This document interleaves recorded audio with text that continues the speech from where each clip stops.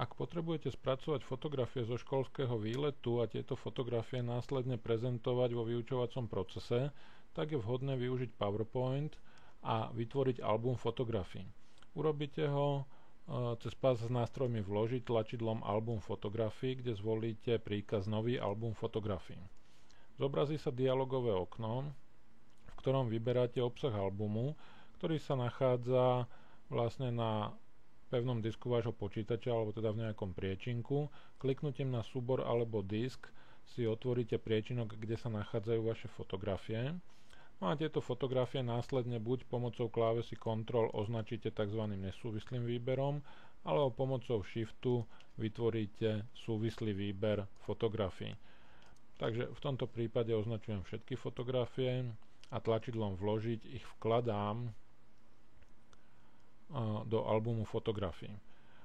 Zoznam obrázkov v albume vidíte v tejto strednej časti, vpravo vidíte ukážku týchto fotografií, no a vpravo pod ukážkou máte k dispozícii možnosť ešte upraviť zobrazenie týchto obrázkov, čiže pridať alebo ubrať jas, prípadne obrázok otočiť, takisto môžete samozrejme zmeniť poradie jednotlivých obrázkov.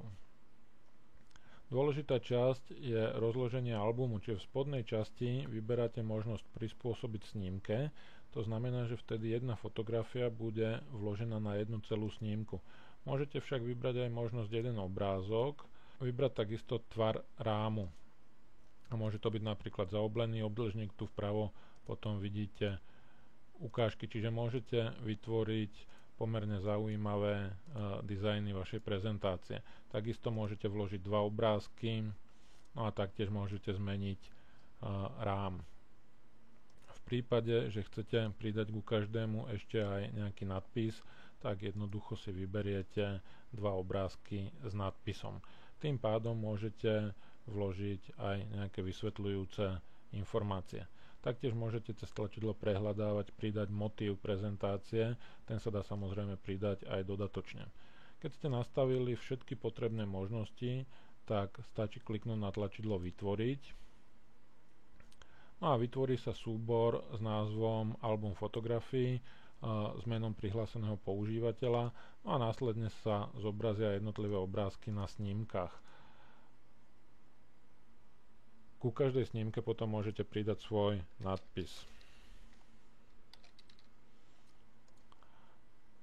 Pokiaľ nechcete len biely podklad v samotnej prezentácii, tak môžete samozrejme cez pás s nástrojmi návrh vybrať aj vhodný motív vašej prezentácie. Ak potrebujete svoj album fotografií upravovať, tak môžete to spraviť cez Vložiť, Upraviť album fotografií. Zobrazí sa to isté okno, ktoré ste videli pri vytváraní prezentácie, kde následne potom môžete robiť úpravy a album fotografií následne zaktualizovať.